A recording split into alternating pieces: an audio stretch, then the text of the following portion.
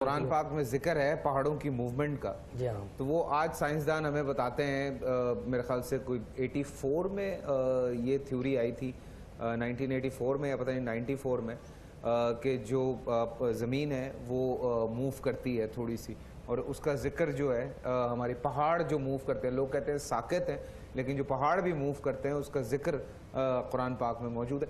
اچھا, کتابوں کے حوالے سے ہم بات کرتے ہیں, بہت ساری باتیں کرتے ہیں. ایک جو آج کل جو بڑا مسئلہ ہو گیا مفتی صاحب, جس پہ میں بھی بڑا پریشان ہوں مولانا صاحب, یہ میں آپ سے بھی بات کروں گا, ہر ایک اپنے آپ کو افضل سمجھنے لگ گیا.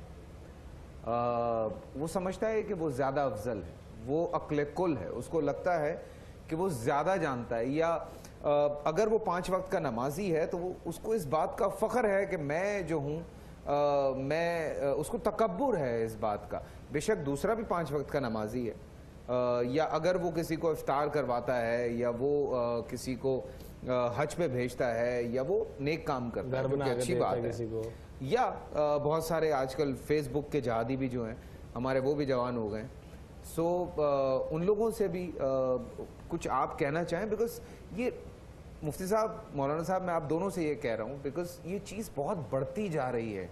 ہر کوئی ایک نئی چیز لے کے سامنے آ جاتا ہے, ہر کوئی دوسرے پہ فتوے لگانے شروع کر دیتا ہے, وہ لگانا شروع کر دیتا ہے فتوے جس کا کوئی لینا دینا نہیں ہے, اور ہر ایک کو ایک تکبر آ گیا ہے کہ وہ سمجھتا ہے کہ وہ بہت اچھا مسلمان ہے, اور ہم چونکہ ایکٹرز ہیں, سوری, یا ہم سنگرز ہیں, یا ہم شوبز سے تعلق رکھتے ہیں, تو ہم کوئی بہت ہی نیچ اور گری ہوئی چیزیں, یہ ان لوگوں کو لگتا ہے. حدیث پاک میں آتا ہے کہ اللہ اکبر, العظمت والکبریاء ردائی. آقا علیہ الصلوۃ والسلام اللہ کی طرف سے اس حدیث کو بیان کرتے ہیں کہ عظمت اور تکبر, بڑا پن, یہ اللہ کی چادر ہے, یہ صرف اسی کو سجتی ہے, جو اس کو لینے کی کوشش کرے گا ذلیل و خوار ہو جائے گا. رہا مسئلہ مفتی بننے کا, وہ ایک عرب آیا, مجھے ایک لطیفہ یاد آ گیا آپ کی بات سے. ایک عرب آیا تو میں نے اس سے پوچھا کیف وجدت الپاکستان, مصر سے تھا. میں نے کہا پاکستان کو آپ نے کیسا پایا؟ تو کہنے لگا وجدت فیہ ثلاثۃ اشیاء عجیبہ, یہاں 3 چیزیں میں نے بڑی عجیب دیکھی ہیں. میں نے کہا ما ہم, وہ کیا؟ تو کہنے لگا الاول وجدت کل واحد دکتور والمفتی کذالک, یہاں ہر بندہ ڈاکٹر بھی ہے, ہر بندہ مفتی بھی ہے. یعنی آپ کو اگر سر میں درد ہونا تو انشاءاللہ 1500 نسخے تو آپ کو یہیں سے مل جائیں گے, ہے نا. اور اگر آپ کو مسئلہ پوچھیں گے روزہ کیسے ٹوٹتا ہے, وہ بھی انشاءاللہ 1500 مسئلے آپ کو یہاں سے آ جائیں گے. اور دوسری بات اس نے کہی کہ دقیقتکم واحدہ بمنزلۃ نصف الساعہ, تمہارا 1 منٹ آدھے گھنٹے کے برابر. میں 1 منٹ میں آیا فیصل بھائی, پھر آپ انشاءاللہ میں 5 منٹ میں بس آپ ادھر ہی بیٹھے رہیں گے انشاءاللہ. اور تیسرا کہنے لگا کہ جو کام تم نے نہیں کرنا آتا تو وہ انشاءاللہ کہہ دیتے, انشاءاللہ ٹالیا. ایک ہوتا ہے تعالی, ایک ہوتا ہے ٹالیا. یعنی ہمارا مزاج اللہ, یہ کتنی سچی بات ہے. پیپر میں کچھ نہیں کر کے آتے, آگے کہتے ہیں انشاءاللہ اچھا ہوگا. بالکل اچھا ہوگا, پاکستان جیتے گا. لیکن آج جیت گیا الحمدللہ, آج جیت گیا, آج کھیلا بھی ہے. جی, تو میں عرض کر رہا تھا کہ یہ جو انانیت کا بت ہے نا, حب جا اور حب مال, یہ 2 نشے فیصل بھائی ایسے نشے ہیں. حب جا کہتے ہیں سٹیٹس کا نشہ, میں کچھ ہوں, میں ایسا ہوں. اور حب مال کا نشہ کہ میں بڑا مالدار ہوں, میں ایسے ہوں, میں ایسے ہوں. یہ 2 نشے ایسے ہیں کہ طواف کرتے ہوئے بھی نہیں اترتے. اللہ, باقی کہاں اتریں گے. واہ واہ واہ. اور میں نے کہیں پڑھا کہ ایمان کا جو تکبر ہے وہ بھی منع ہے اسلام. جی جی بالکل منع ہے. اور کبر, عمل کا کبر, ایمان کا کبر, یہ انسان کو تباہی کی طرف لے جائے. جیسے آپ نے کہا نا کہ ہمارا شوبز سے تعلق ہے یا فلاں ہے, ہمیں نیچ یا کم سمجھا جاتا ہے, یہ اسلام میں اس کی قطعی اجازت نہیں کسی انسان کے بارے میں بھی. نہیں, آپ دیکھ لینا, ہر میری جتنی ہوسٹ ہیں یا ایکٹریسز ہیں جو شوز کر رہی ہیں, ان کا لوگوں نے جس طرح سے مذاق اڑایا ہے فیس بک پہ, جس طرح سے ان کے حوالے سے باتیں کی ہیں, یا جو ہمارے لوگ جو اس طرح کے شوز کرتے ہیں کہ سارا سال تو یہ لوگ ناچتے گاتے رہتے ہیں اور اب ان کو اسلام جو ہے وہ چڑھ گیا. بھائی آپ کیسے کہہ سکتے ہیں کہ کون کتنا مسلمان ہے؟ کیا یہ آپ فیصلہ کریں گے یا وہ فیصلہ کریں گے؟ 2 سال پہلے 16 ہندوؤں کو الحمدللہ آپ کے اس بھائی نے کلمہ پڑھایا, سبحان اللہ. اور الحمدللہ اب تک میں سینکڑوں غیر مسلموں کو کلمہ پڑھا چکا ہوں, سبحان اللہ. اور ان میں سے جو آپ نے جو بات فرمائی نا کہ کل کو کیا ہے, آگے کیا ہو جائے گا, کسی کو کچھ پتہ نہیں. فیصل بھائی 3 دن کے بعد قبلہ مصطفیٰ, ان کا جو بزرگ تھے 70-72 سال عمر ہوگی, اور کبھی کچھ آ کے مجھ سے پوچھیں, کبھی کچھ پوچھیں, میں دیکھ کے حیران ہوں کہ یار کتنی طلب والا یہ بندہ ہے. 3 دن کے بعد ان کا انتقال ہو گیا, اور اتنا بڑا جنازہ کہ آپ کی سوچ.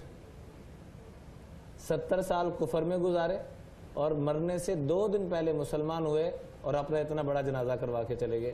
جنید جمشید بھائی کا رخ ایک وہ والا دیکھیں, اللہ نے کس موقع پہ جانے سے کچھ عرصہ پہلے زندگی بدلی اور پھر خالی اپنی نہیں بدلی, پھر لاکھوں انسانوں کی زندگی بدل کے وہ دنیا سے گیا.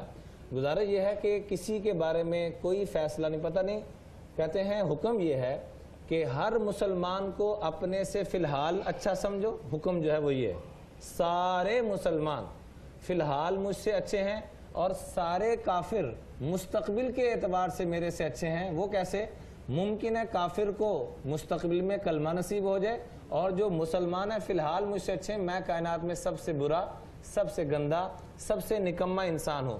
اس کائنات میں جن کو اللہ نے یہ مقام دیا نا فیصل بھائی, اس میں انبیاء کے بعد سب سے اونچی ہستیاں سیدنا صدیق اکبر, سیدنا عمر فاروق, سیدنا عثمان غنی, سیدنا علی المرتضیٰ, حسنین کریمین. اب ان سب کی زندگیاں اڑا کے دیکھیے. سیدنا صدیق اکبر نماز کے آخر میں کیا پڑھا کرتے تھے رضی اللہ تعالیٰ عنہ؟ اللہم انی ظلمت نفسی ظلما کثیرا. اے اللہ میں نے نماز نہیں پڑھی, میں نے اپنی جان پہ ظلم کیا, اللہ کہ نماز پڑھی, اللہ تیری شان نہیں پڑھی. سیدنا عمر فاروق رضی اللہ تعالیٰ عنہ 20 باتیں جو فرش پہ کہہ رہے ہیں عرش سے وہ اتر رہی ہیں, اور آپ نے یہاں تک فرمایا کہ میرے بعد نبی ہوتا تو عمر فاروق ہوتا. سیدنا صدیق اکبر کے بارے میں فرمایا کہ ما وہب اللہ فی صدری قد سببتہ فی صدری ابی بکر. رب نے جو کچھ میرے سینے میں ڈالا میں نے سب کچھ ابو بکر کے سینے میں ڈال دیا. اتنی بڑی ہستیاں اپنے اوپر کیا کہہ رہی ہیں. اور سیدنا عمر فاروق رضی اللہ عنہ کا جب آخری وقت آیا تو یوں گود, بیٹے کی گود کے اندر اپنا سر رکھ کے نا لیٹے ہوئے تھے, زخمی ہو چکے تھے چونکہ, تو بیٹے سے کہا ضعہ علی التراب, اس کو نیچے رکھو. نیچے کوئی کارپیٹ یا کوئی ٹائل نہیں لگی ہوئی تھی, عرب کی کنکریلی مٹی اور پتھریلی زمین. نیچے منہ رکھ کے تو منہ کو یوں رگڑنا شروع کیا, اور پتہ کیا جملے ارشاد فرمائے, ویل لک یا عمر ان لم یغفر لک ربک. اے عمر اگر رب نے معاف نہ کیا تو بڑی تباہی ہو جانی ہے. اتنی بڑی ہستیاں تو یہ کہہ رہی ہیں, اور آج ہم دوسروں کے اوپر کہ جی فلاں یہ کرتا ہے, فلاں یہ کرتا ہے. دیکھیے ہمیں کسی کے بارے میں رائے قائم کرنے کی شریعت نے اجازت نہیں دی. السلام علیکم.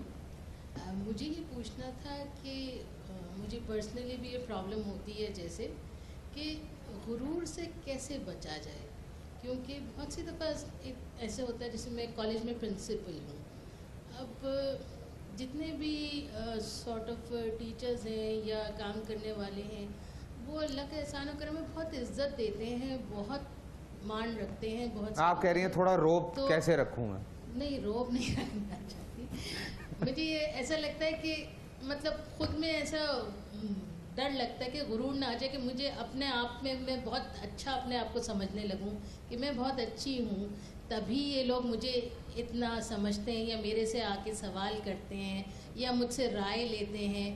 تو مجھے بہت ڈر لگتا ہے کہ مجھ میں غرور نہ آ جائے, تو اس سے کیسے بچیں؟ بہت اچھا سوال ہے. میں کبھی نا لوگ مجھ سے بڑی رائے مانگتے ہیں, سو میں بھی بڑا ڈر جاتا ہوں اس بات پہ.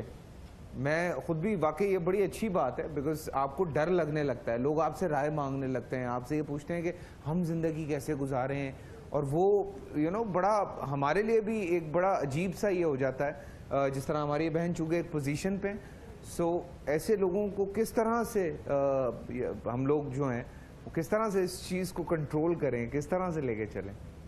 بڑا اچھا ہماری بہن نے سوال کیا, اور یہ میں سمجھتا ہوں کہ ان کے اخلاص کی انتہا ہے.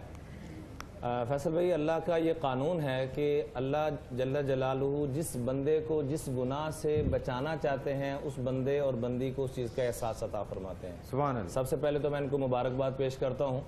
گناہ تو ہر انسان کے اندر ہیں, لیکن یہ احساس پیدا ہو جانا اللہ اسی کو دیتے ہیں توفیق جس کو اللہ نوازنا چاہتے ہیں, پہلی بات. دوسرا, اس کا وظیفہ زبردست قسم کا یہ ہے کہ چلتے پھرتے یہ جملہ بولا جائے, میں کچھ نہیں, میرا کچھ نہیں, تو سب کچھ, تیرا سب کچھ, میری کوئی حیثیت نہیں. اس لیے آپ نے غور کیا ہوگا جب بھی جہاز میں بیٹھتے ہیں, گاڑی میں بیٹھتے ہیں, تو ایک دعا پڑھی جاتی ہے, سبحان الذی سخر لنا ھذا وما کننا لہ مقرنین. یہ کیوں کہا گیا؟ ذرا اس کے ترجمے پہ غور کر لینا تو انسان کا ویسے ہی تکبر ختم ہو جاتا ہے. اے اللہ, میں تیری تسبیح بیان کرتا ہوں, تیرا ہی فضل ہوا کہ تو نے یہ سواری میرے لیے مسخر کی, ورنہ میرے میں یا ہمارے میں ہمت اور قابلیت نہیں تھی, یہ تیرا ہی کرم ہوا ہے. بے شک. تو پھر انسان اپنے آپ کو ڈرائیور ہی سمجھے گا کہ اللہ, جیسے ڈرائیور نہیں کرتا چاہے وہ 2 کروڑ کی گاڑی کیوں نہ چلا رہا ہو, عام طور پہ کچھ نہ کچھ اثر آئے، لیکن جو مالک میں ہے وہ ملازم میں اس درجے کا نہیں ہوتا. لیکن آپ نے کوئی ڈرائیور دیکھے نہیں ہیں آج کل، وہ مالک سے زیادہ کڑے ہوئے ہوتے ہیں. تو یعنی ایک آدمی چوکیدار ہے گھر کا اور ایک مالک ہے، دونوں میں اندر کی فیلنگ تو کچھ نہ کچھ وہ تو ایسے ہم اپنے آپ کو چوکیدار سمجھیں. آپ نے بات وہ بھی صحیح کی ہے، بعض دفعہ وہ چودھری میں یا اس بندے میں اتنی اکڑ نہیں ہوتی جتنا کہ وہ شاہ سے زیادہ شاہ کے وفادار جو ہیں وہ تیز چل رہے ہوتے ہیں. اور دوسری بات یہ ہے کہ رب نے جو نعمتیں دی ہیں، خاص طور پہ سر کے بالوں سے لے کر پاؤں کے ناخنوں تک، ان نعمتوں کو سوچا جائے اور قرآن پاک کی اس آیت کو بار بار سامنے لایا جائے. یا ایھا الانسان ما غرک بربک الکریم. اتنا محبت والے انداز میں اللہ اپنی طرف متوجہ کر رہے ہیں. کیا انسان وہ چیز تو بتا دے جس چیز نے تجھے رب کریم سے دور کر دیا، جو اتنا کرم کرنے والا ہے. سبحان اللہ. تو سر کے بالوں سے لے کر یہ آنکھوں کے اندر اللہ نے، یہ جو آپ بھی بار بار وائبریشن کر رہے ہیں، میں بھی کر رہا ہوں، ہر انسان، یہاں اللہ نے پانی رکھا ہے. یہ پانی آتا رہتا ہے تو یہ وائپر چلتا رہتا ہے. یہ پانی خشک ہو جائے تو یہ وائپر چلنا بھی بند ہو جائے، انسان بینا ہونے کے باوجود نابینا ہو جائے. بالکل. زبان میں اللہ نے طاقت رکھی ہے. ابھی مندی کا بڑی شدت سے انتظار ہو رہا ہے، تو اگر یہ زبان کا ذائقہ اللہ ختم کر دے تو مندی اور مٹی دونوں برابر ہو جائیں. واہ واہ واہ واہ واہ واہ واہ. یہ اللہ نے جوڑ رکھا ہے. اللہ یہ جوڑ ختم کر دیں تو میں آپ کا محتاج بن جاؤں، آپ میرے محتاج بن جائیں، یا ہم جانوروں کی طرح جھک کر کھائیں. تو انسان اکڑتا کس چیز پہ ہے؟ ایک اللہ والے بیٹھے ہوئے تھے تو وہاں سے ایک بادشاہ گزرا، بڑا غرور اس کے اندر، کہنے لگا کہ مجھے پہچانا ہے میں کون ہوں؟